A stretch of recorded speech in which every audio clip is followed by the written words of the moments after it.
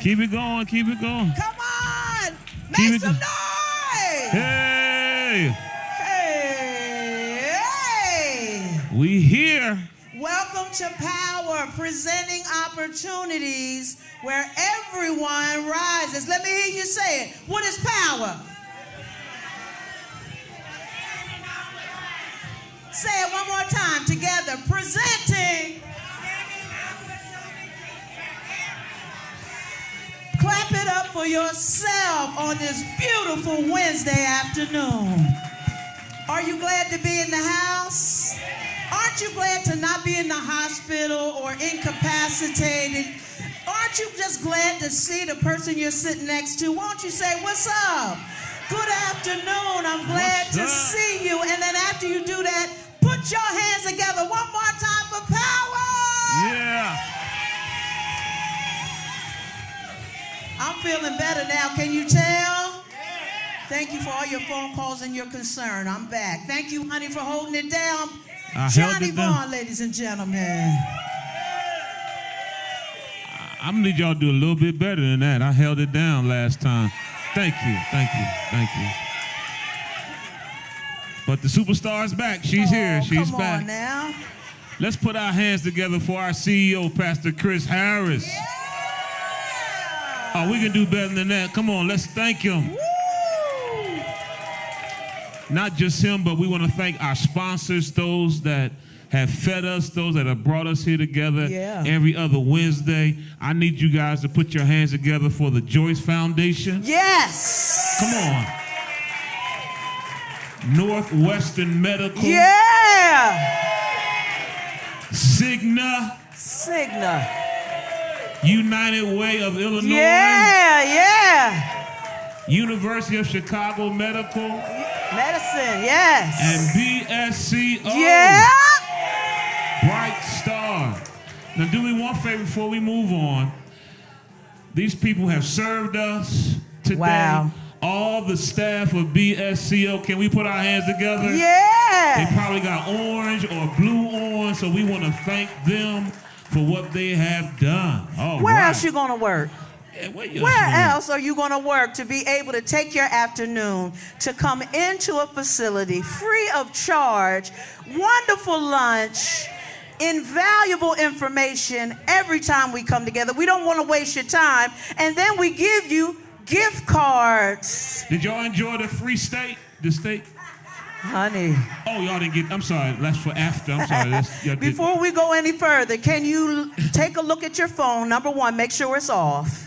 Make sure that the ringer is off so that we are not interrupted during programming. And then the second thing I want you to do is like and share this program. There are many people I'm sure you know that would love to be here. We want you to tell them about what's going on every second and fourth Wednesday so that they can be part of the conversation and in part of the collaboration. And then number three, once you've done that, turn and look at that camera back there of all of our Facebook and IG friends who are not in the building and clap it up for them. Thank you for being here with us. Thank you. All right, let's give away our first gift card. Oh, shucks. Y'all now. ready? Y'all ready? Oh, they not ready. You know how I like to do it. They not ready. This is your first time here at P.O.W.E.R. You can't work here, though. If this is your first time here, stand to your feet. 1, 2, 3, 4, 5, 6, 7. Clap it up for these 7 right here. Thank you. Now, who is the oldest? How old are you? 74. Who could be 74? Who could be 74? No, first time here. Your first time here. 74? 74? I want you to go in that back corner right there and get your $25 gift card. Clap it up. Clap it up. First time here. First time here. Clap it up one more time. Every time we come together, what I say, we don't hate, and we celebrate. So clap it up for my mother over there.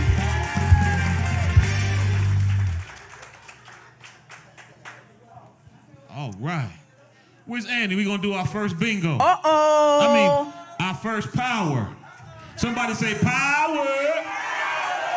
Let's do it. Come on. Let's put our hands together. We're going to give away some more money. More money, more money, more money. They don't sound like they're too excited. Maybe. I know. Maybe I'll keep this. Maybe we keep it. Yeah, let's keep it. I wish we could keep it. All right, clap it up one more time. As Andy comes, come. Where's Yana? Come on, Yana. Did everybody get a power card? Raise your hand if you still need one. All right, we ready to roll out. See some hands in the back? No? Oh, thank you. So let me explain. There is numbers. There's a box with an X going through it. That should be number 9. So if it says 4 with an X, that's 49. If it's just the X, it's number 9. Something happened with my computer and did not want to print out the 9s.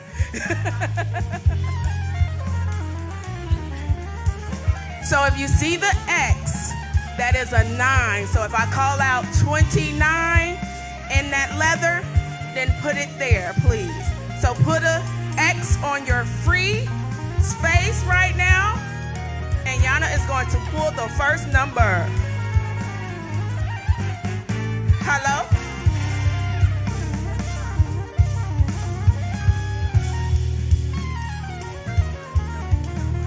Can someone fill out her card while she's gone so we can keep rolling? Go ahead. First card, first number is E60. E60. E60. Put an X on your number. Give me a mic.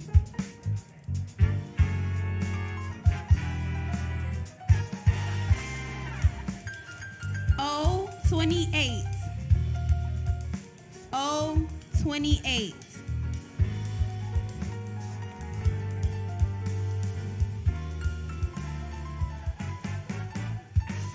P10. P10.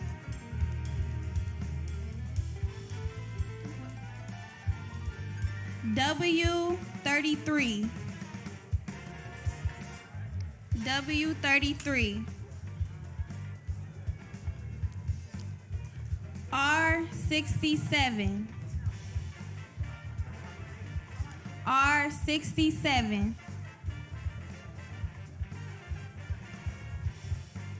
E52. E52.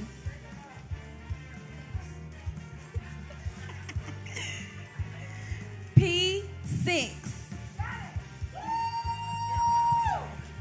Is that power? We keep rolling. She don't have power. Sorry, false alarm. False alarm, false alarm. R69. R69.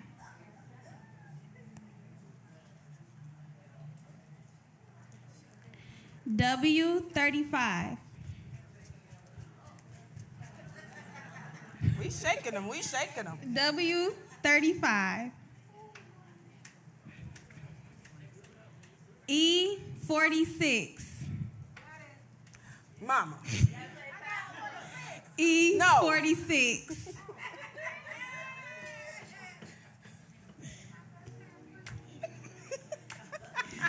O16.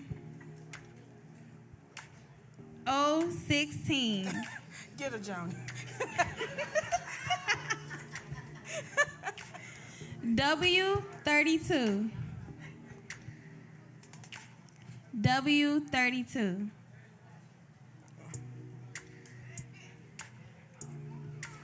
R75.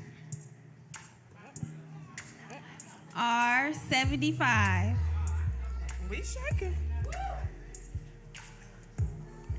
W37. W37.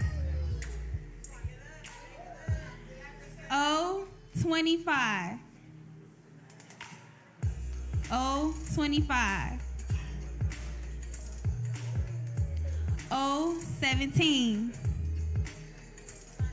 017.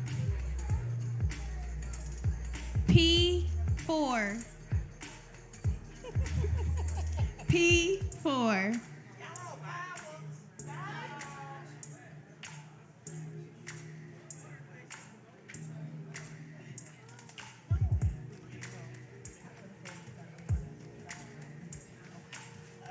False alarm. Another false alarm. 026. 026. 018. Oh. All right now. Thank you. Come on. Clap your hands. We're going to check you out, sis. We're going to check it out. Right. We must verify. Put your hands together one more time for power. We don't hate, we celebrate. We're going to come back right after this video. Stay tuned. I'm excited to share with you an overview of what you'll learn as you view our videos about BSCO. Prior to the pandemic, the Urban Resilience Network pillars have focused on child and family services, mentoring, workforce development, advocacy, and trauma counseling. COVID-19 required us to shift our service delivery. Going forward, our attention is on TNT and CNC. Trauma will scale our work based on the Israeli model that has touched residents with trauma-related services. Training will harness our efforts to bring workforce development, resulting in livable wages to our community. Community conversation and collaboration will strengthen our current collaborative of 70+ community-based organizations. The focus of the collaborative is creating initiatives and mobilizing efforts to address workforce development, social determinants of health, housing, and education. In addition to these areas, the overall goal of the collaborative is to reduce the effects of trauma and violence in the greater Bronzeville community. Through the work of our collaborative, according to the University of Chicago research, our efforts have translated into a 14% reduction in robberies, a 10% drop in aggravated assaults, and a 17% drop in shootings in the specific catchment area that we serve. Your support of our work will further our outreach and allow us to serve more in the community. It is our hope that you will learn more about our ecosystem of care in our programmatic videos, and that you will partner with us as we endeavor to make meaningful change to the greater Bronzeville community and beyond.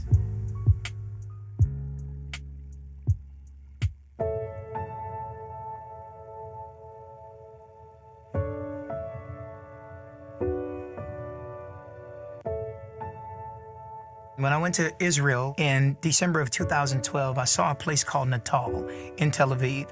And what blew me away was the fact that they had people in Israel that suffer from PTSD. But while they worry about missiles and sirens there, we're counting body bags and toe tags every single day in Chicago. So I decided I wanted to bring back to Bronzeville what I saw in Israel. One of the things that prompted this work is the fact that there's this vicious cycle of violence. And folks were asking, why does this happen? That's why we have to do the trauma counseling work. So, we know that hurt people, and so we end up as advocates, we end up as wounded healers. The reality of it is, to ask for help is actually showing strength. It takes a strong person to ask for help, to need, to show that they need help. We have so many people who really don't believe that there are certain resources that are available to them. And with the help and the partnership that we have with Northwestern Medicine, it's been able to really open their eyes to other resources that they can take advantage of to really empower them. I shared with you, I'm a son of the soil of Bronzeville, raised up in the Dearborn homes, 2930 South Dearborn. So I work, worship, and witness in the place that I was born and raised. And that's really exciting. So when you think about Bright Star Community Outreach's TURN model, it's 5 core competencies: counseling, mentorship, parenting, workforce development, and advocacy. With BSCO and Northwestern Medicine partnering, the one statement that I would make is game changer. Northwestern Medicine comes in to say, hey, listen, we want to be a part of the process of healing the community, helping the community become healthy. And one of the best ways they've done that is educating the community. I am really happy to hear that you're absolutely reaching out to people and definitely doing something. That is amazing. I've been born and raised in Bronzeville, and I can honestly say that organizations like Bright Star, I've seen change youth and entire communities. Don't come and do it to us, come and do it with us. And that's what Northwestern Medicine has done.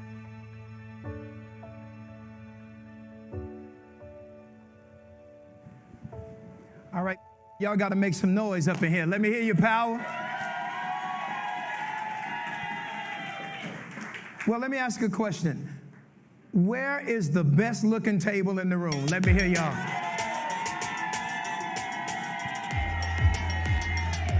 Okay, wait a minute. I want to make sure. Now, I want to be clear. The folks over here, they claim they were the best looking over here. And folks in the middle, they claim they're the best looking. By way of noise, where's the best looking table up in here? Come on. Give me some monitor, Joe, so I can know what I'm saying.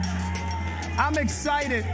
And if you love power, presenting opportunities where everyone rise, make some noise. Come on.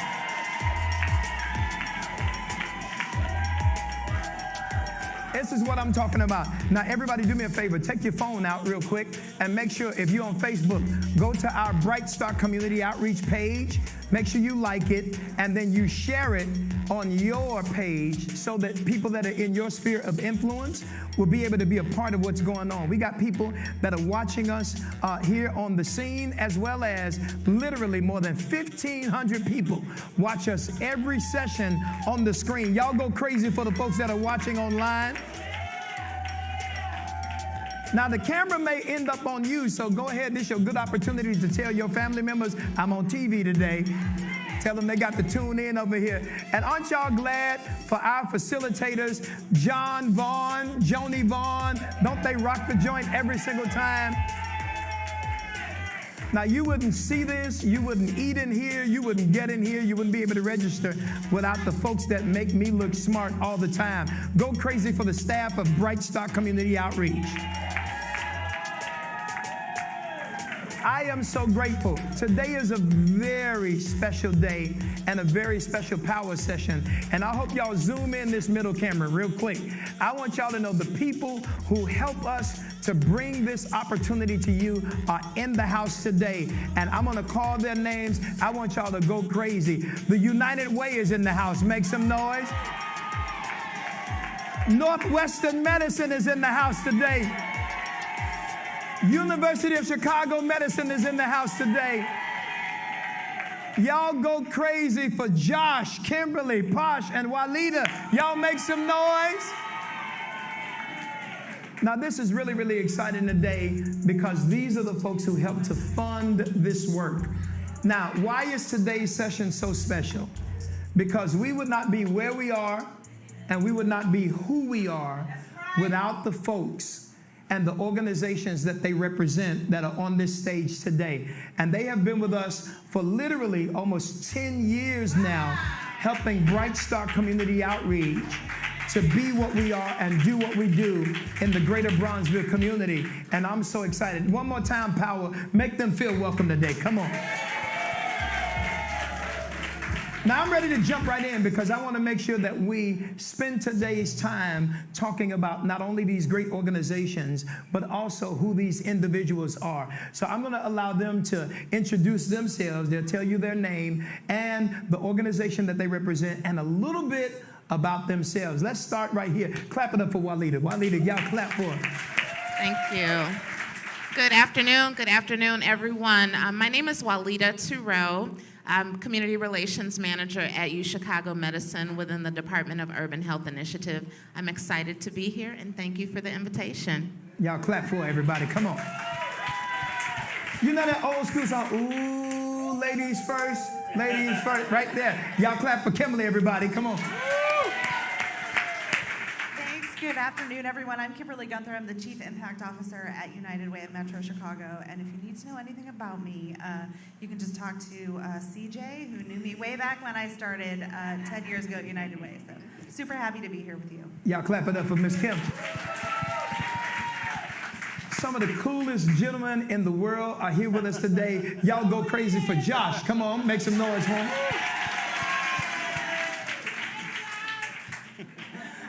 Thank you, Pastor Harris. My name is Josh Hauser. I'm a palliative care physician at Northwestern.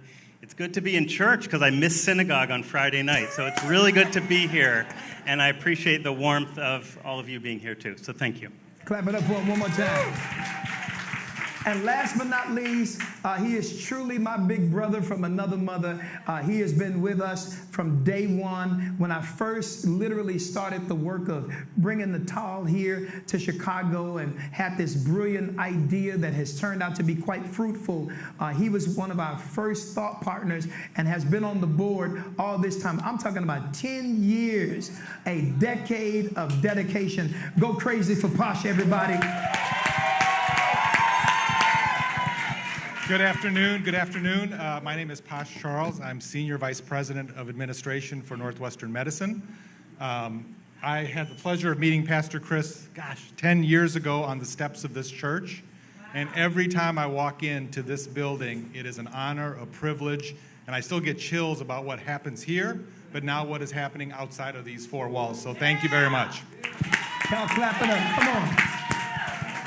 So let me start with my big brother, Posh. Just talk to everybody about how the relationship began with BSCO. Yeah, so just, on happenstance, 2 mayors ago, Mayor Rahm Emanuel introduced Pastor Harris to our then CEO and said, you got to meet this guy because he has a vision like nothing else. So we came and we met Pastor Harris in this room for lunch 10 plus years ago, and he started to share his vision about not just Bronzeville, but for all of Chicago, and this notion of trauma counseling and trauma awareness. And we left that meeting saying, we don't know what we're going to do together, but we have to do something together. And we talked about this term of first building scaffolding to where we can build scaffolding in the community to grow programming. So that's how it all started 10 years ago. And again, when you see what has happened, I know that sounds like an eternity, but all of you should be really, really proud what this man and this church has done for the community. It means a whole lot to me, Posh. And the truth is, we could not have done it without folks like you and institutions like the folks that are representing these organizations on the stage. Back in the day, I wasn't using terms like social determinants of health. I wasn't saying anything about research and academia. And now we literally have become bilingual institutions and organizations. BSCO and folks in the hood, we know how to talk about data. We know how to talk about metrics. We know how to talk about palliative care. And now you all know how to talk about being able to serve the community in the way that we know how to serve our own community. One of the things that you did, Posh, that I love more than anything, you coined the term, before we can heal, we must listen. Why did you think it was important to not only say that, know that, but share with those other executives that importance? Yeah, I think if you just look at any sector, but especially healthcare, across the country, we've missed the mark on how we've engaged with communities. It's always been, what are we going to do in this community, instead of saying, what does the community really need from us? And so we started to have those authentic conversations early on about, we need to sit in the back seat. And I remember my colleagues at U of C Medicine, same thing. We have to let it be community-led, and how can we support this work? And so it was really important to we went through some rough times about that too, about how do we do that? How do we authentically do that? And again, I'm glad we went through the tough times to get to where we are today. It's pretty amazing. And so we needed fiscal management, especially, and I can honestly say as a faith leader running a faith institution, you got this whole separation of church and state. And we understand that that's important. However, the reality is, were it not for organizations like the United Way, I'll never forget, then President and CEO Dean Harrison said, Pastor Harris, have you ever heard of the United Way? I said, of course. He said, do you partner with them? I said, well, you know, Dean, honestly, the United Way, it's not what you know, it's who you know. And so Dean said to me, well, you know, I might know somebody.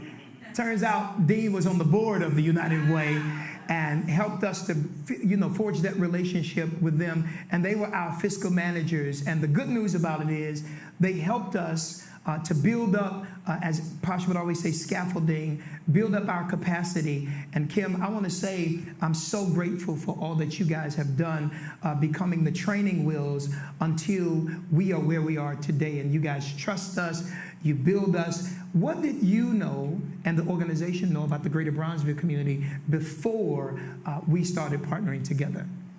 So that's a great question. And I just have to say back to you that you were our training wheels too. So when we started doing our place-based work through our Neighborhood Network Initiative 10 years ago, we really had no idea what we were doing at all.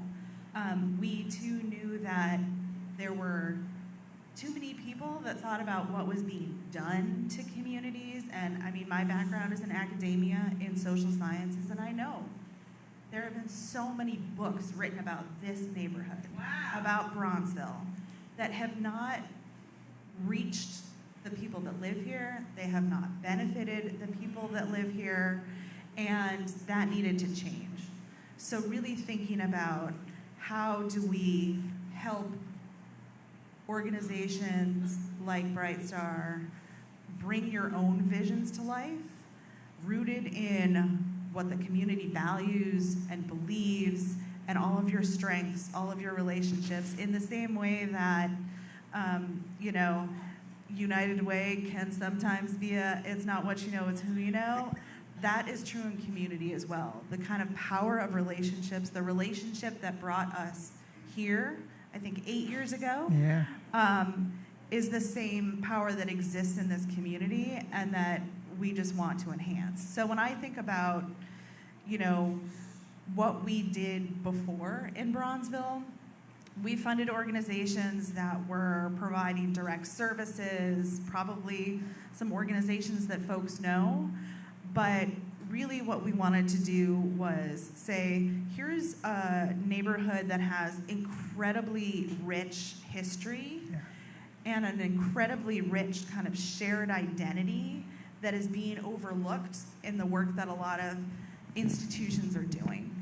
So part of that was kind of how do we learn from each other, learn to fund coalitions, doing coalition work, where really, I mean, early on when we were looking, we were saying, we're not trying to fund a service, we just want to fund people talking to each other. And people looked at us like we were crazy, including the people we were funding. So, and we didn't really know what we were doing, like I said. So I'm so grateful to you, Pastor Harris, for the time that you and your team, everybody that has worked with us over the last 8 years, to say, hey, funders think they always know the answer, and you don't.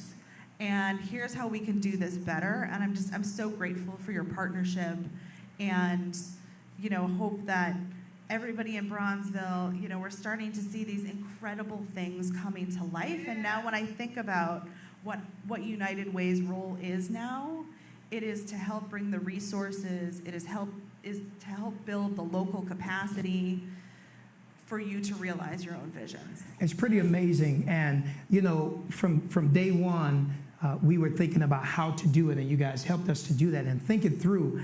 It gave us that trust factor. Now, let me just be honest. Bright Star Community Outreach having huge labels like Northwestern Medicine, University of Chicago Medicine, the United Way, it gave us credibility. And now we're singing, we got the whole neighborhood singing songs like, we shouldn't ask for dollars without data, we shouldn't ask for money without metrics, and we shouldn't try to expand without evaluation. We have to respect that there should be a return on investment, and you guys have helped us to do that. Now, you know, Walida, when we think about it, when we first had the Northwestern Medicine Medicine. I reached out to our friends over at the University of Chicago. Shout out to people like Brenda Battle and Leif. And then last but not least, he's retired now, Dean Polonsky. They came along and brought their teams to the table.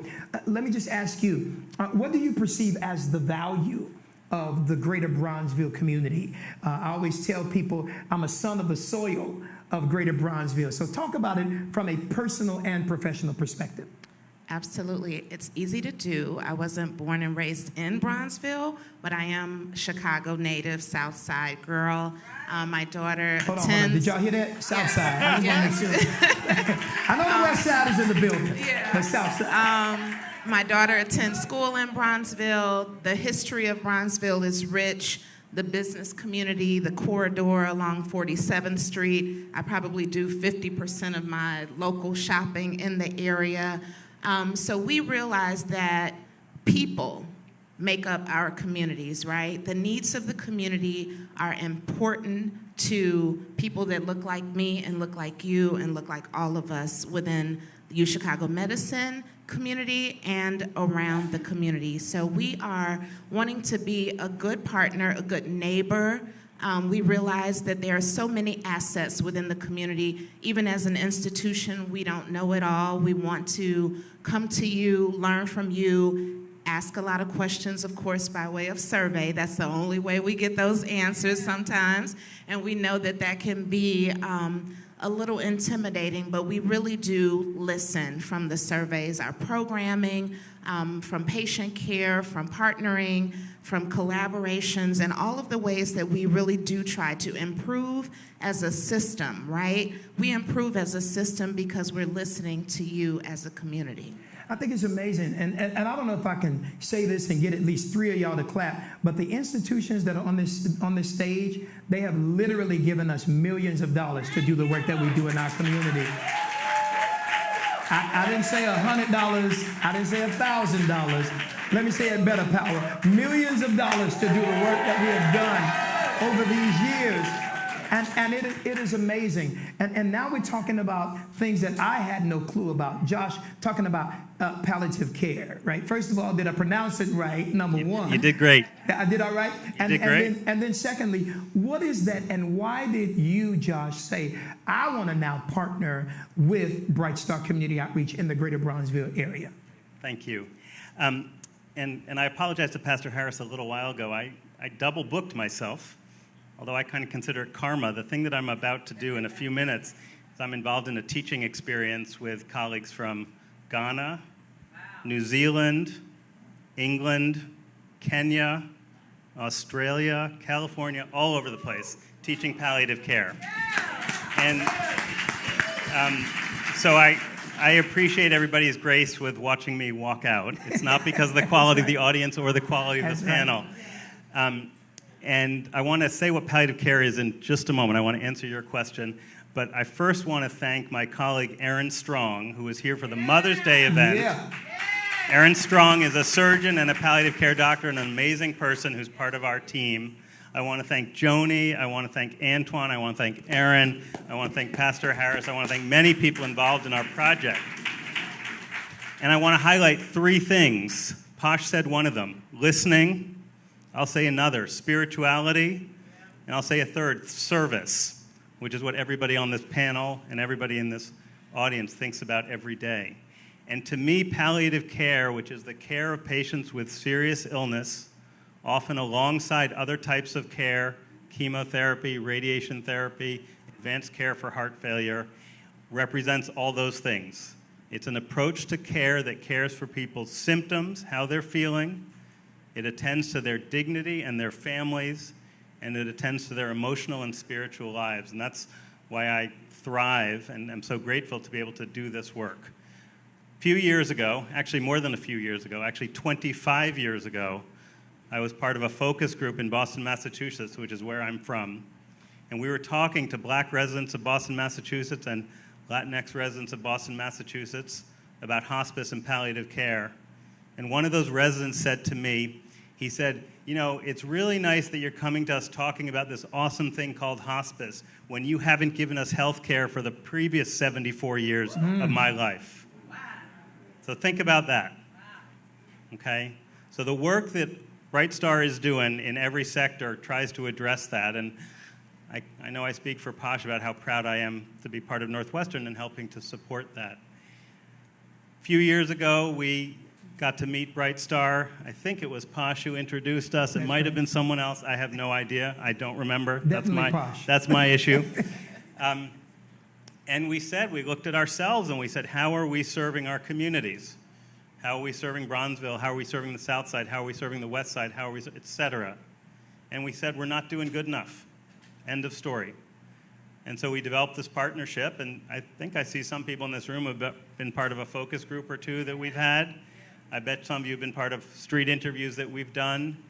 And now in our next phase of this project, we're going to be doing educational interventions. We're going to be here, we're going to be in the high schools, we're going to be wherever people want us to be, talking about palliative care, and more importantly, giving people access to palliative care, which isn't just hospice. It is not just hospice. Hospice is a part of palliative care and is a very important service, but palliative care is a broader term. It's about care for patients with serious illness, support for their families, attention to quality of life and dignity. So I couldn't be more touched to be part of this, and I'm really grateful for everyone being here, and I'm grateful, Pastor Harris, everybody on this panel for your work too. Thank you. Now listen, let me say this before Dr. Josh has to leave out. All of you all that were at the Mother's Day breakfast, raise your hand, and we opened up talking about palliative care. Let me tell you, this was one of the sponsors of your breakfast, so y'all go crazy. And as he's going, we also want to give a shout out. She was one of our guests, Dr. Erin Strong. She rocked the house that day, didn't she? So y'all clap as Josh gets up out of here. Good to see you, Josh. Don't miss your Uber. Now, let me just say this, and there's another person who is a member of our church, one of our board members. She's here today. I'm going to ask Dr. Ty Hughes. She'll come up and take this seat right here. But in the midst of that, she spoke on the panel on that day, and you guys learned a whole lot. Posh, what would you say, and I'll give this to each one of you, what would you say are some of the true and false, let's call them misconceptions, about your organization that the greater Bronzeville community may have? Yeah, I think let's be really honest. I've been at Northwestern for 29 years now, and we're on the north side of Chicago. We're in downtown, and there's a perception that we don't care for anyone other than folks from the north side of Chicago. And in many ways, it's been true. But if you look at, for the last 10 years of where our patients come from, it's remarkable how many patients are coming to Northwestern from the south side of Chicago and the west side of Chicago. And, we looked at ourselves and said, how do we do better to bring that care closer to home for the residents of the south side? And so to think about how we can do what we're doing down the street to build an outpatient care center, but how we can also think about employment strategies, investment strategies in the community, and change that misperception of, folks feeling like if anything is downtown, it's unattainable. It's not for me. Even how we treat patients who come to us downtown, to think about implicit bias, to think about all those things. So, again, working every single day to address those issues, but as Josh said, continuing to find ways just to do better.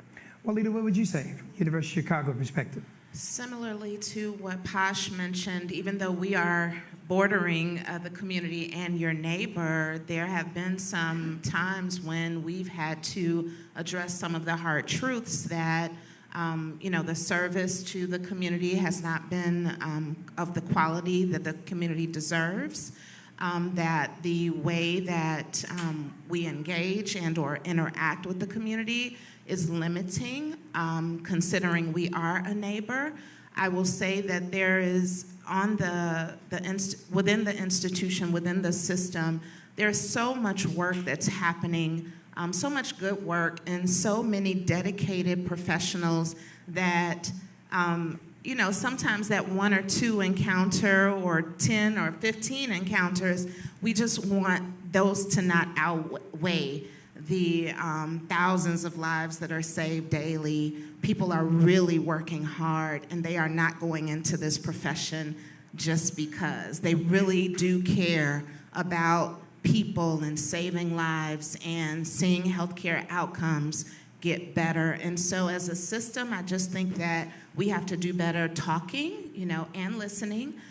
talking to each other, understanding the challenges on both sides, right? And then figuring out ways that we work together more collectively within the community and inside of the institution to get better. I think that's pretty amazing. This is what it's all about. And so, Kenwood, from the United Way perspective, I think you ought to talk a little bit more about what the neighborhood networks are, because, I mean, it is really a true sense of giving the power back to the neighborhoods, which I think is just amazing. And let me just say kudos to CJ. CJ, are you in the room? Where's CJ?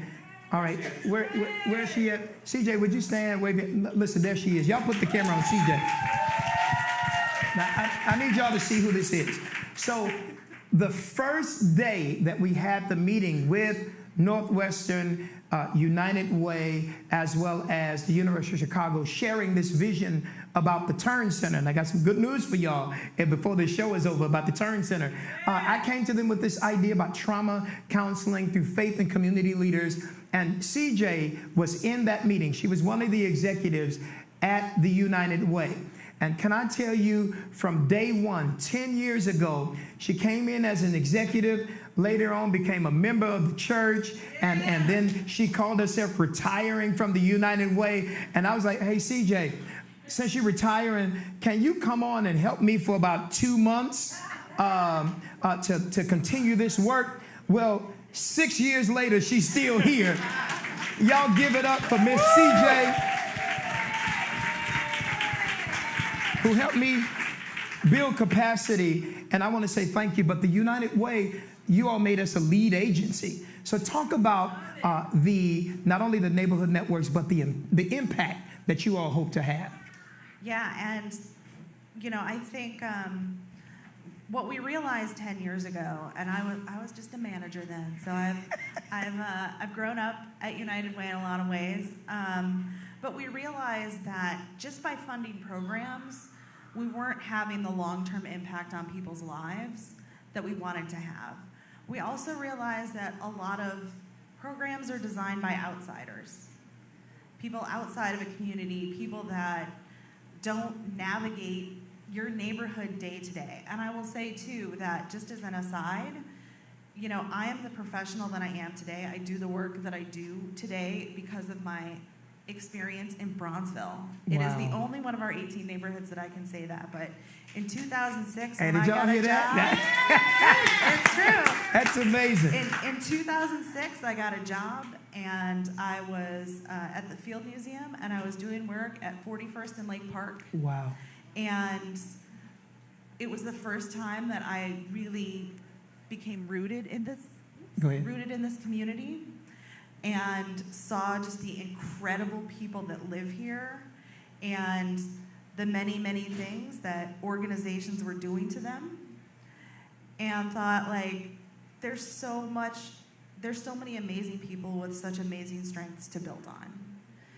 And so, 5 years after that, 7 years after that, I guess, when I started at United Way, I was bringing that experience with me of what I learned here in Bronzeville.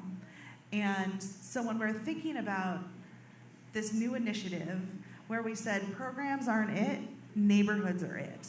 Your neighborhood is where you live. Wow. It's where you feel at home. It's where your heart is and your home is and the people that you care about. And it should also be the place where you can go to a good school and go to a restaurant and go to a grocery store and get everything that you need and, more importantly, want. Because I think there are so many things that are saying, we know what's right for your neighborhood. I don't know what's right for your neighborhood. You do. Right. So, as we're building this initiative, kind of the impact that we wanted to see was not, and this is a neighborhood we know that's seen a lot of transition over the last 20 years. And a lot of people have been pushed out of this neighborhood in the last 20 years, and we don't want that. So the impact that we want is to help you create the neighborhood that you want to live in, that has everything that you want, and also through programs and support and jobs and all sorts of other things, that you can afford to stay in the neighborhood that you want and love.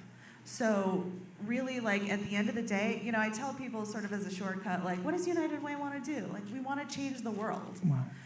but we want to change it in a way that reflects what people already living in communities that have been ignored and hurt for a long time, to create the communities that you want to see and live in. Wow, that's the impact. I thought you had already stole my heart, but you just did again. Y'all clap it up. That's what I'm talking about. Come on. She is a faithful member of Bright Star St. James. She's on the board of our Community Development Corporation, and she is a healthcare professional. Y'all go crazy for Dr. Ty Hughes today. Come on. Phil, push me a bit.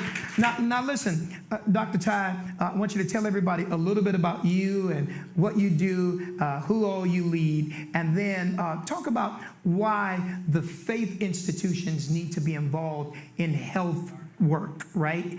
Informing our community, and not just churches, but also the community needs to get involved in their own healthcare issues. So y'all clap one more time for Dr. Ty. Hi, everyone. So, of course, I didn't know I was going to be here, so thank you for having me. I'm Dr. Ty Hughes Dillard. I am the Chief Nursing Officer over at UI Health. I've been there for about 7 years now. Previously worked at the University of Chicago for about 16 years there. So I have a little history there with when Michelle Obama was over the Urban League. So, and I know Leaf well. So great to have you here as well. When I think about why the churches or the faith base needs to be involved in healthcare, that's because that's where the community trusts. We trust our churches, we trust our spiritual leaders, and you can't get to the community without getting there first. And so it's essential to have the spiritual, or I'll say the religious aspect of healthcare involved. We know that a lot of things have happened in our community that we felt that we've been done to instead of done with. And so now we have to be included in the decisions when it comes to our health care. That's right. So it's essential for us to start here, and we need to broaden out. Places of worship shouldn't just be for worship, it should be for education as well. And healthcare is a part of the education. How we become a better community is when we're a wiser community and when we know more. And people like you, Dr. Ty, hold us accountable, right? Talking about the social determinants of health. And as you all know, our model, the TURN model is T&T, C&C. The first T is trauma, the second T is training, and then C&C is community conversation and collaboration around health, education, and housing. And you have about how many nurses that report up to you? How many folks? So I have about 1,400 nurses who report up to me. I partner with our chief medical officer, and we kind of lead the care over there in UI Health. We want to make sure that they're getting honest care, care that they can trust, care that they can truly count on, and we want it to be quality care, because sometimes you can go some places and the care is not what you expect. Everyone didn't get an A in school, trust me, and so you can feel the effects of those who didn't. And so it's just essential that we're partnering to make sure that the care is top-notch for the community. And we're currently doing a research project right now with UI Health. And the beautiful part is we have some of our leaders here at Bright Star Community Outreach, our outreach workers, who was doing a long COVID study. And it has been pretty amazing. And I want to show you all a bit. It's people like Dr. Ty and people like Posh and Walida and Kim who constantly hold people like me accountable. How do I use my influence and my platform to make sure that the community is not only whole and healthy, but also healed? And I think a lot of times, y'all, raise your hand if you agree with this, or clap your hands if you agree. A lot of us are always reactive and not proactive when it comes to our health. We got to do better than that. So let me show you right now, Christian, I'm ready for that video, a little bit of the work that we have done around health. Kathy's video talking about all the work that we've done. Clap your hands for this video, everybody. The COVID-19 pandemic has brought social and racial injustice and inequity to the forefront of public health. As a matter of fact, in response to the pandemic, BSCO established a functioning health department focused on social determinants of health. As we know, health equity is still not a reality, and as a result, COVID-19 continues to disproportionately affect Black and brown communities, putting them at more risk of getting sick and worse, dying. Residents may not trust their doctors, but they sure do trust their faith leaders. Therefore, Pastor Chris Harris partnered with Northwestern Medicine to create a health show called Clergy and Clinicians. As a trusted voice in the community, PCH, African American, and Latinx medical professionals have come together to address concerns in communities of color. With episode reaching over 100,000 views, residents are educated on issues such as COVID-19, heart disease, organ transplant, and mental health, as well as many other health disparity-related topics. BSCO and its collaborative partners have been committed to bringing free vaccines to our community, studying long-term effects of COVID-19, and helping to close Chicago's life expectancy gap. We have disseminated information that educated our residents while sharing facts and breaking down stigmas about the virus, variants, and vaccines. We were also able to provide free vaccinations to our residents, which helped keep them safe and alive. At the same time, it created a safe space for residents to come in and participate in peer support groups. These groups became a long-awaited beacon of light, where residents found hope and created a sense of community as they voiced their challenges, difficulties, and mental health frustrations during and post-COVID-19. With 15 community events, these specific efforts have resulted in a collaborative that achieved over 15,000 vaccines to the residents on the south side of Chicago, and 250 residents participating in a nationwide long COVID study that will help shape the way COVID effects are treated in underserved Black and brown communities and generate up to $800 more to their household income. Our team of individuals brave the streets of Greater Bronzeville daily in hand-to-hand marketing, gathering data through surveys, ensuring the voice of our community is reflected while we produce new health-focused programming. Doing things with the community and not to the community is the principle of our work. Very few community-based organizations can say that they have the privilege of partnering with globally respected medical institutions like Northwestern Medicine, UChicago Medicine, and now St. Bernard Hospital, providing mental health services to their staff. At BSCO, the health of our community is one of our highest priorities. This is what I'm talking about. Now let me say this, Posh, you guys have done something just magnificent, right? We in partnership with so many others, including Bright Star Community Outreach. I don't even know. I think most of the people in here know, but just in case friends on the scene and those on the screen don't know, could you talk about what Northwestern has decided to do here in the Greater Bronzeville community? Yeah, I think as a result of 10 years working with Pastor Chris and BSCO and hearing from a lot of folks of, I'd like to get my care at Northwestern, but I can't. Or I have to come to Northwestern, but it's expensive to park and get up to Streeterville. So after 10 years, we did 36 community meetings over the last 3 years. We are opening an outpatient care center at 4800 South Cottage Grove. And one of the things that Pastor helped with is we said we just can't build an outpatient care center. It has to be the best one in our health system. So what you're going to see at 4800 is 100,000 square feet plus with retail, free parking, unlike downtown, and all the services that the community demanded when we had those 30-some meetings. So everything from pediatrics to primary care to urgent care to cancer care. And I'm not a physician, and Dr. Ty, I'm not a nurse, but what I'm most excited about is they gave us 8,000 square feet in that building for community space. So it's going to have a cooking kitchen, it's going to have space for the youth programs, it's going to have for job training. So we are going to have 8,000 square feet of common space for the community to use for meetings like this and for events like this. So we're really excited. We're going to break ground here in probably 4 weeks, and then that site will open in summer of 2025. So it's going to come out of the ground really fast. Y'all go crazy for that. Come on now, keep keep it there on the screen. Look at what's on the screen.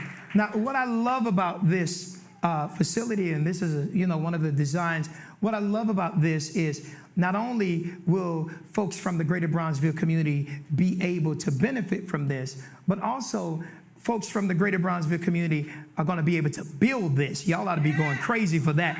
Now Posh, you got to talk about the jobs. Yeah, I think, early on, too, when we thought about not what's going to be offered inside the building, but how do we get to the building, we hired a local architect from Bronzeville who designed this building based on the architecture of Bronzeville. Come on, y'all.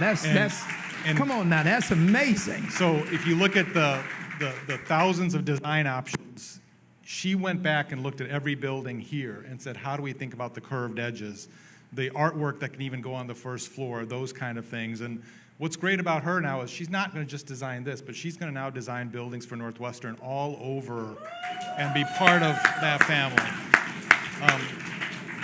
You talk about homegrown success. That is what it's all about. And I got to say, there's really one person who really held us accountable through every step of this, and that's this man right here.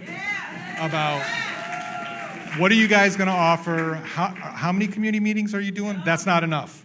And thank you for being at some of those meetings. We took a lot of hard, difficult questions, but we've got a platform now that really is going to resemble the community, offer the community the services that they need, deserve, and should get really close to home. And even the retail space, where we're talking to the community now about what do you want in the retail space. So we're still working on that part of it, but we've got some great feedback from the community about what they'd like to see in that first floor space. Y'all got to go crazy one more time for that. That's pretty amazing. Now, listen, we're getting ready to start landing the plane, but I want to just ask, Walida, University of Chicago has proven itself to be a real partner for us. Every single, from a funding perspective, it's been amazing. Northwestern, University of Chicago, United Way coming in, saying we're going to fund it, we're going to build your infrastructure. I told them from day one, hey, listen, we don't want to date, we want to be married. What has been two things? I think I remember that. What has been some of your fondest memories of partnership with BSCO, and what do you want everybody to know, those on the scene and those on the screen, to know about UofC's commitment to the community? Sure. I'm glad you asked that question. So I've been in this role, been at the University of Chicago Medicine for 10 years.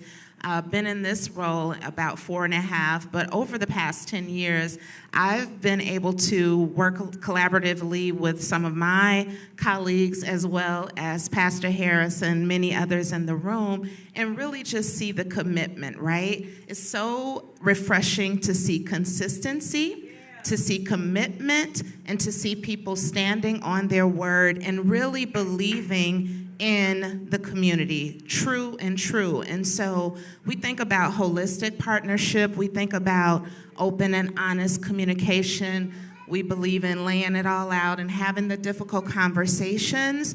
But it really, really has opened our eyes when you brought the faith leaders from Natal and had the training with them. It was really exciting to see that come to fruition based on what you shared, your vision after having your visit there. And so, again, just really wanting to continue the work, evolve in the spaces and look at, the history of the organization, but also the richness of the community and thinking about innovative ways that our health equity work can continue, but not without the voice of the community. Thinking about bringing the Community Advisory Council closer to the work so that they can continue to advise and kind of help charter some of the forward movement, the things that we want to do around trauma resiliency, violence prevention, improving the mental health in the community, as well as, of course, chronic disease, right? If we are not healthy, we cannot live good, fruitful lives. And I know that you all believe in that here, and we want to be a good partner in that. And so from an education standpoint, from a services standpoint, from a job standpoint, we know that housing And workforce development is also very important. So we're hiring from the community, but we're also always thinking about training opportunities and education opportunities. So those are just the things that have mattered so much in watching this partnership and the relationships grow with all of you all as well. It has been amazing, you all, and I can tell you of a surety that they have shown significant commitment to our community. Now we call it Dr. G, all right? So listen, if you had a wish list for the community, what would be some of the things on that wish list? I think one of the things on the wish list I'm living right now, which is I am on stage with 3 major health institutions. That's not an easy thing to get health institutions or big institutions to work together, to commit jointly to a place. And it's beautiful to see all of these people here working together, taking their best strength, their greatest strength, and putting it to a single issue, a single problem, a single challenge, a single opportunity. That's the word I was looking for. Yeah. And I think that's exactly how it needs to be done, is you get all of the people that can help shape a place, shape an experience, shape a program, get them to the table together, bringing their best self. So we're doing this with health and jobs. Wow.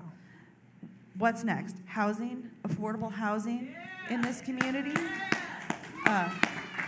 More jobs, workforce development that people don't have to leave for, business ownership, home ownership. When I think about how are we actually helping people set up for generations to come, it's an ownership. So how are we taking this, what's happening right here on the stage, and harnessing it for any issue? But I think it's that. It's housing, it's jobs, it's ownership, and that this community belongs to this community, and how do we make sure that that is what happens forever? Let me tell y'all something, power. That's what I call power. Y'all ought to be going crazy for that. Phil, push me a little bit. Let me just say this. I'm excited. For those of y'all that don't know, many of you already know, there's a special day. Christian, I'm ready. There's a special day that's getting ready to come on Juneteenth. First of all, I'm proud to announce that Juneteenth is a national holiday in Illinois. Y'all ought to be going crazy for that. And something all of us have been working toward is finally getting ready to happen on Juneteenth. We are officially cutting the ribbon of the Turn Center. Y'all ought to be going crazy. Christian, can I have my video? I want y'all to see what's getting ready to happen. We're going to take over Carter G. Woodson School, and we're going to cut the ribbon on Juneteenth from 12 o'clock until 2 o'clock. And listen, this has been a long time coming. It's right across the street from Bright Star Church, right there at 45th and Evans. I actually went to this school. One side of the school has about 350 students in there learning right now as we speak. And right next door, it's now the former University of Chicago Charter School. It's been empty for a while, and now Bright Star Community Development Corporation, in partnership with Bright Star Community Outreach, we're partnering, and on Juneteenth from 12 o'clock to 2 o'clock, we're going to be cutting the ribbon on the temporary Turn Center. Come on, y'all. I am excited, and this facility, 68,000 square feet of opportunity for not just Bright Star Community Outreach, but also other community-based organizations that are partnering with us will be able to be housed in this facility, dealing with social determinants of health. Don't I sound smart, y'all? Dealing with all kind of health issues, also dealing with behavioral health issues, mental health, trauma counseling, peace circles, and restorative justice. And then the other side of it is making sure that we bring workforce development skills, classes, and opportunities along with financial literacy happening in this facility. I need all of you all, make sure you go to our website, brightstarcommunityoutreach.com. Go to the drop-down link that is available there that talks about the Juneteenth ribbon cutting. We need all of you all to be there. Listen, it's going to be, let me tell you, we're going to have some DJs out there, house music out there. Okay, for Mother Hall, Bobby Blue Bland, Roberta Flack. We're going to have Aretha Franklin playing. It's going to be a good time all day long. Marvin Gaye. Okay, younger people, Beyonce, Jay-Z. We playing it all. Okay, look at the church people. Shirley Caesar. Come on, Albertina Walker. Ty Tribbett. It's going to be a great day, a great party. 12 o'clock, I need all of you all to be there. And I'm going to ask one of our board members have closing words, thanking these institutions for supporting this work. Dr. Ty Hughes, would you have closing words on behalf of Bright Star Community Outreach, the CDC, and the churches for these institutions that have come in to help us? Of course. We want to thank you guys for the collaboration. This community deserves more, and so we're glad that you've joined forces to ensure that this community gets all that it needs. So thank you. Y'all clap it up one more time. Power. As we play this music, I'm going to bring Joni and John back up. But would y'all please thank Walida, Posh, Kim, Josh, Dr. Ty. Give it up for the United Way, Northwestern. Come on. UIC Health and University of Chicago. Make some noise, Power, for all of our friends. Thank y'all. Thank you.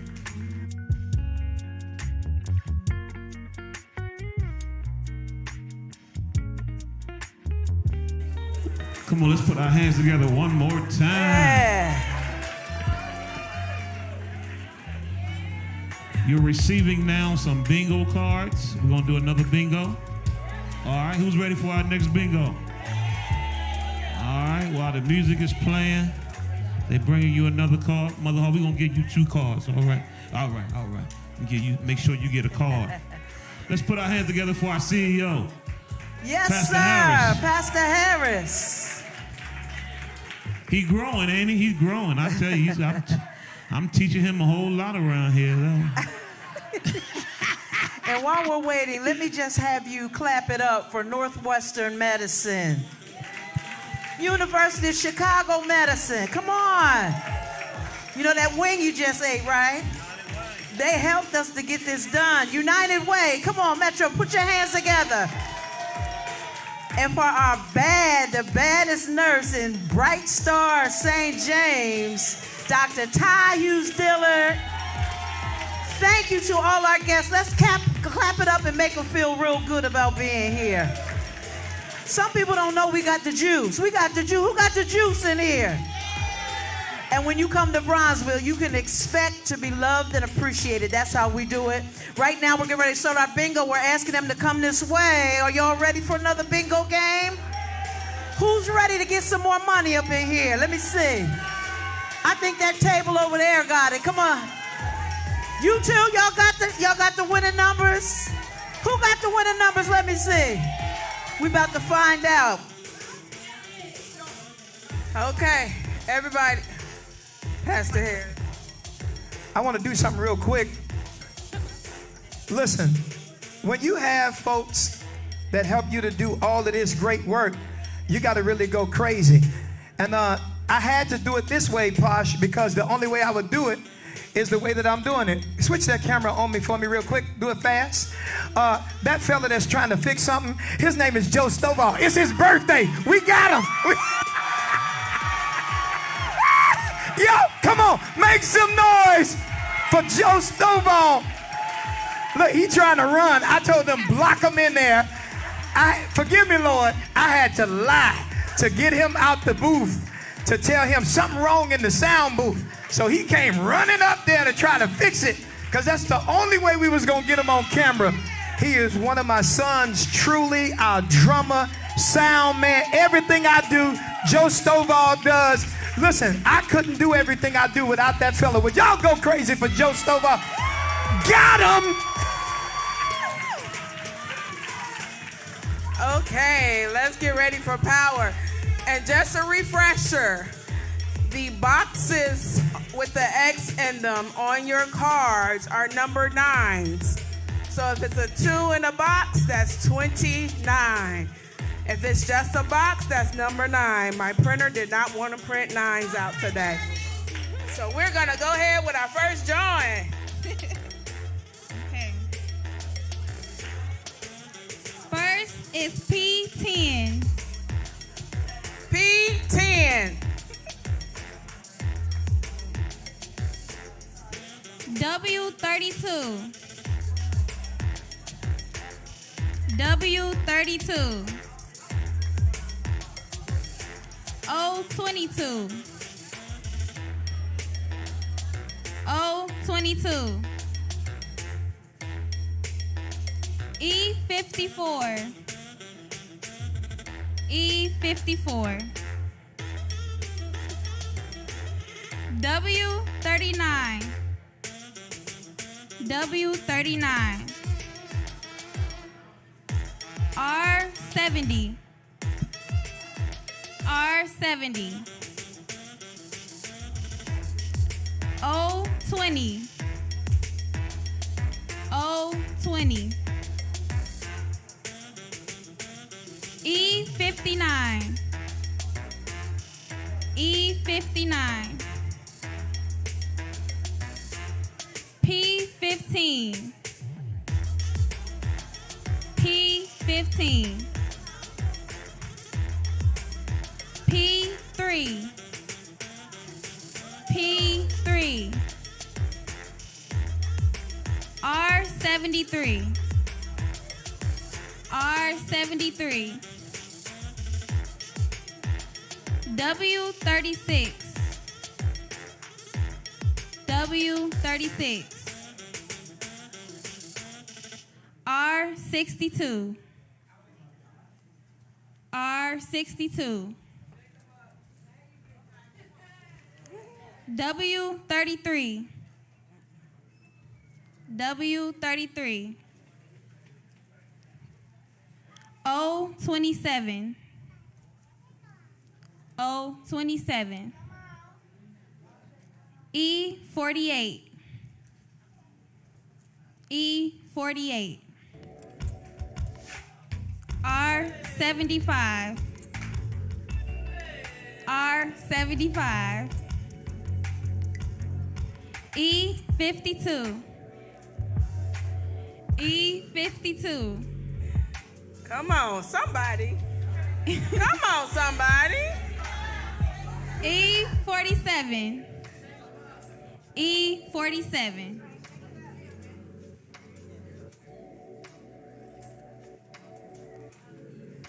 W41. W41. E58.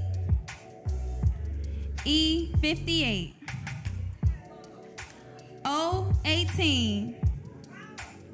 Power! Woo! We're coming over to check your card. And we have a winner. Can y'all do me one favor? Start waving at that camera and tell our online audience, see ya. Peace. See y'all in 2 weeks. All right, before we go and before we get all disheveled, I would like for you to gather your